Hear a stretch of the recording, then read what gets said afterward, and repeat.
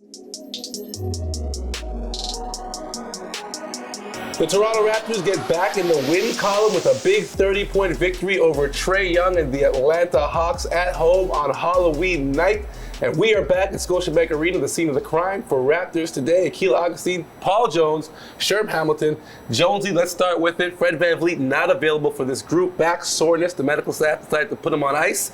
And that gave an opportunity for Scottie Barnes, who's played point guard, center. He might coach at some time in the near future. We're not really sure, no promises. But gave him an opportunity to show out. And how impressive has been the performances of this young man, knowing that every night he's kind of been called and asked to do something different. His versatility on display again, right? You look at it, he's the guy that was initiating the offense at times. And he's just so patient, the young man. And I keep saying this, it's only his second year in the league, but somebody's taught him how to play, not just from a skill standpoint, but from a philosophical standpoint. He understands getting the ball to the right person at the right time. He's very unselfish. He's a terrific teammate and team player in that way. And you saw him doing all of that. There were times when, he does it all the time. He walks a guy down, he takes his time, patiently scores on the inside if he's got an advantage. But in the game Monday night, we saw his three-point shooting on display, a career high 5 3-pointers made. He took 9 attempts, and even the ones he missed, with the exception of one in the corner when there was some time pressure, he was very calm, very confident, shot them all with conviction, stepped into them, didn't have anybody speed him up or get him out of rhythm taking those shots. And that goes back to the work he did in the summer. You could see that reflected in those results and the shots that he made. So Scottie's he's an invaluable piece for Nick Nurse and this team. As we said, could guard 5 positions, but then you look at the offensive end, can play any position that you need depending on when you need him to do that. All right, now sticking with the youth movement for this Toronto Raptors team, Christian Koloko logged 21 minutes. Sherm, the young man, was called to start his second career start. Your impressions of what he's been able to bring as he injects new life into that starting lineup? A lot of positive things, Akil, when you talk about this young man and his ability to impact the game in whatever role he's given as a starter. I think he's doing a great job, not only not trying to do too much, but doing the things that he's very, very good at an early stage of his career. We're seeing him run the floor extremely well, which is really refreshing. When you have a big that runs the floor like that, he puts so much pressure on the other bigs to change ends of the floor, and he did an excellent job of that in the game last night. And then also you're talking about his ability to block shots. He had 3 blocks in the game. His overall activity is phenomenal. He's rangy. He's very mobile. He caught a pass off of a screen and roll on the side and took 2 steps and dunked the basketball and had no problems, didn't have footwork issues, caught the ball cleanly, which is an underrated skill for a big man, and was able to finish at the rim. But he's always going to be setting career highs early in his career, and he had a career high of 9 points, but efficient of 4-7 from the floor. But I just love his overall ability to impact the game with his energy, with his ranginess, with his defense, with his ability at times to be the recipient and present himself for drop-off passes to finish at the basket. So there's a lot to like about this young man, and he's just getting better. And I think as a starter, he realizes all that attention is on Pascal, it's on Scottie, it's on Gary Trent, it's on OG Anunoby. He just has to stay in his lane and be prepared to answer the call when his number's called. All right, it's time to move your attention from us to the players. Let's head into Player Sound. Scottie, I guess with Fred out of the lineup, you want to make sure there's no 3-point shooting on the floor? I just was taking the looks that they were giving me, trying to capitalize, make the right plays, make it at the right time. Do you feel a big difference in terms of like your comfort level when you get the ball beyond the arc from where you were a year ago? I don't think so. I think things are just the same. I've been feeling pretty good out there. It's just about how aggressive I am, trying to do things within the offense, trying to move the ball, trying to get things going. Nick was saying before the game that even though you put in the work and your jumper has improved, that he wants you to be aggressive and get to the rim a little bit more. How do you find the balance between kind of doing those two things? Just try to be aggressive, try to force yourself in there, try to get deep paint, kick out shots. I feel like everything just opens up. When people get downhill, get to the basket, it's just so many more options, being able to get easy baskets, score. I feel like I'm Last year, I feel like I was pretty good in the paint. I feel like when I would get in the paint, I would get really good looks and it's more easy finishes for me. So me being able to go downhill, get in the paint, be aggressive, being able to kick out to shooters, it just opens so many different things for our offense. Scottie, we're only 7 games into the season, but there were some fans chanting MVP for Siakam when he was leaving the floor. What does it kind of mean to see, the fact that he's kind of getting that love from the fan base? I feel like Pascal, he's been killing it, been playing at MVP level. He's been playing really well for us. He's been doing so many different things to help our team offensively and defensively. So I feel like he should be in that question of being an MVP with the level he's playing at. We just keep winning games. I feel like it's just going to keep helping him more and more. How are you and the refs getting along these days? When you're back in Brooklyn, is it getting better? Man, it's getting better. But we're going to get there. It's going to take time, but we're going to get there. I'm still, like I said, I'm still a rookie, so some of the calls is just, but we're going to get there. Still looking like your confidence in your game is growing exponentially. Kind of what's going into that? Like, why do you feel so confident on the court like this short time? Like I keep saying, just me being myself. Just going out there and not trying to do too much. Like I said every day, just do whatever the coaches want me to do, and just go out there and you just use my brand sometimes and just try to keep up with the other guys. Like you got a guy like Pascal, the other team have their attention on him, so he's just trying to make his job easier. Basically, go out there and make his job easier, and I feel like that's what I do. I know you work a lot on finishing around the rim. You've working with Big Cat in practice, and some good use of advice there. Well, what's sort of the message in terms of going up strong and finishing strong, really focusing on? I just got like you said, Big Cat. He been helping me a lot. Just go out there and be strong with the ball. Go out there, be strong with the ball, and I think I got blocked once today, and I was really mad after that because I felt like I felt really done that, and I just gotta go stronger. Go up stronger, and I'm gonna continue to work on it, and like having somebody like Big Cat he was an amazing big man, and he's there helping me every day. I think he's really gonna help me for sure. Last tonight you had more free throws in the game than you've had at all this season. Was that plan of attack from the very start to get to the rim and get? I try to do that every night. Today was good. I felt good. It was amazing. Yeah, now I know how some of those guys feel. So yeah, it felt good, man. But I worked on it a lot. Just continue to be aggressive, finding angles and trying to manipulate the defense and do different things. Yeah, like that was like an objective for me, for myself, just going in there into the season, like finding ways to get to the free throw line. Obviously, I have to convert it, when I get there. But the first thing is to get there. I see Doug. You don't have to do all that, but yeah, no, I just want to, I feel like the guys that get to the next level, they do that at a high level. So I want to be able to do that. I know you and Scottie both put a lot of work into your jumpers this summer, and the results are showing early in the season. I know it's still early, but how much do you think that's going to open things up, not only for you and for Scottie, but for the team to be shooting the ball the way you have? Yeah, we have to make threes, and I think that's where the game is going. And then I think the way we play the game, it's like if guys can step up to get to our bodies, and that's like easy baskets. So I think the more efficient we are, and the more we actually take those threes, like the better we are as a team. I believe that, and coach is always on me about it, and yeah, like I think if I make threes at a high clip, it's gonna be tough.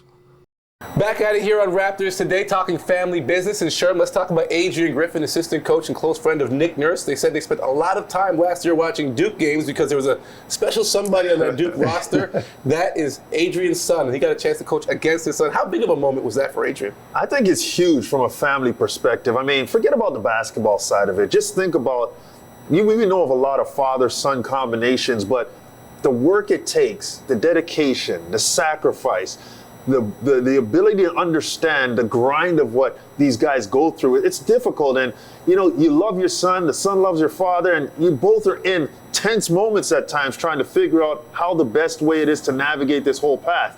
And you get to the ultimate level. Adrian Griffin played in the NBA, had a very good career, and now his son is trying to embark on the same thing.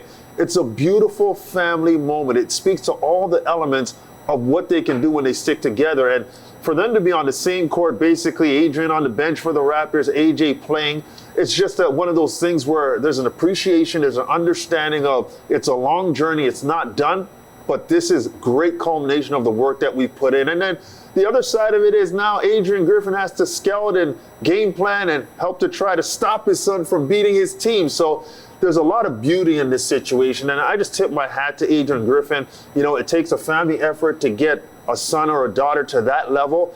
And they did it. And they've got to be very, very happy. And he's a great kid. And Adrian's a very good man. So it's just a feel-good moment. As big of an accomplishment as you can get as a father. Yeah. Now let's flip sides, of course. Let's talk about the minutes of Fred VanVleet. Still sitting around the same mark as last year, 39.7 minutes per game. But the Toronto Raptors got Scottie Barnes playing the point and running it. And they worked in Malachi Flynn. How important is that to get Malachi Flynn some rhythm as they try to limit those minutes for Fred? Well, you know, everybody talks about the size that the Raptors have and the length and the switchability. And then, you know, you're Malachi Flynn. You're kind of left there because you don't fit into that. But there is a role for you when you look at Fred VanVleet as the backup, as his backup, and the way that Fred plays. And to me, over his time, Malachi's become a really, really solid young professional. He's patient. He stays ready. He goes in the game and he does what he does. He plays to his strengths and he does them well, in spite of maybe not, quote, fitting in to the 6'9" switchability that the Raptors have. He does a great job knocking down shots, and I think he's gaining more and more confidence in his own role, and I think he's winning some of the trust and the confidence of the coaching staff as well, as they are able to insert him when they feel they need him or when he's an able substitute for Fred VanVleet. So I love Malachi getting those minutes. I'd love to see it when he gets completely healthy. He's still kind of fighting back from injury right now. But I'm a big fan of the young man. I think he's become a terrific young professional and learned a lot, sitting on the bench, but still learned a lot and has applied it well when he gets in the game. Nick Nurse is the one making the calls for the minutes for Malachi Flynn. He's also making the calls up next with his comments. Let's hear from the head coach of your Toronto Raptors.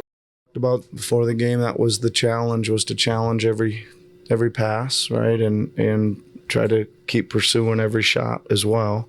And we did a good job of that. You know, it wasn't a whole lot of wide open stuff. So it was a good job. And you're right, we got our hands on a lot of balls.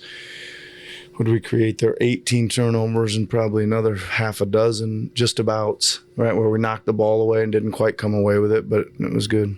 What have you noticed about OG's reads, in particular, like instincts? A little better, right? He's put him in some positions to decision make on a couple of our sets, and he's really fired some really good passes out. So that's good. He kind of had a stretch of that playing out of the high post when teams were zoning us quite a bit a year ago. So he can play with that kind of vision. So it was good to see. You were saying before the game you wanted Scottie to stop focusing on the paint and take all those three-pointers. Yep. You're happy with that, I assume? Well, obviously he was feeling it out there tonight, right? I'm happy with 14 attempts, but mostly he was great on defense, right? He really set the tone, I thought, of picking up and working on Young, and he was into the game, right? He was pushing, he was advancing the ball, he was throwing ahead for transition buckets, really got us going, I thought, in transition offense, but his defense was outstanding tonight. One of the things you always talk about is kind of taking guys out of their comfort zone. How much do you think the length that you showed to Trey tonight sort of did that for him? It did tonight, right? It certainly did tonight, but again, there was a lot of team length out there tonight, and that mattered too. It was when we did have to switch, somebody pretty long on him as well. And again, I just thought we challenged, especially when he was roaming around looking for somebody to pass to. We made a lot of his passes difficult, out cutters, all that stuff. Yeah. Talking about Christian and saying how theoretically having that type of rim protection could help your perimeter guys ramp up the aggression even more. Did you see some of that tonight? Well, he had a good game. I thought I thought he swung at a lot of them, right, which is what we want him to do. He was going after them. Offensively, he was open. He was screening, rolling, and was a big target tried to dunk everything he catched like that as well. So, that's it. Screen, roll, and block shots is pretty good, and he was active out there tonight. Monday night was Halloween, but even earlier in the week, the Raptors' Spicy P, Pascal Siakam, threw a Halloween-themed party, and our open gym cameras were on site. Let's check it out. What's up, guys? Hey, I know you like that, yeah. Yo, what's good, man? It's your boy, 43 Cent. We out here, man. Halloween party, second annual. Just want to have some fun. Spend time with your teammates, with the staff. Just getting everyone out, man. It's a good time, Halloween. Everyone is dressed up. Yeah, man, let's have some fun. Changing his name from Spicy P to Gangsta P. What's up? Yo, that is scary. Like, But yeah, this year the winner of the best costume, they look the flyest. Yeah, the big boss, man. Musai, Ramatu, Prince Hakeem.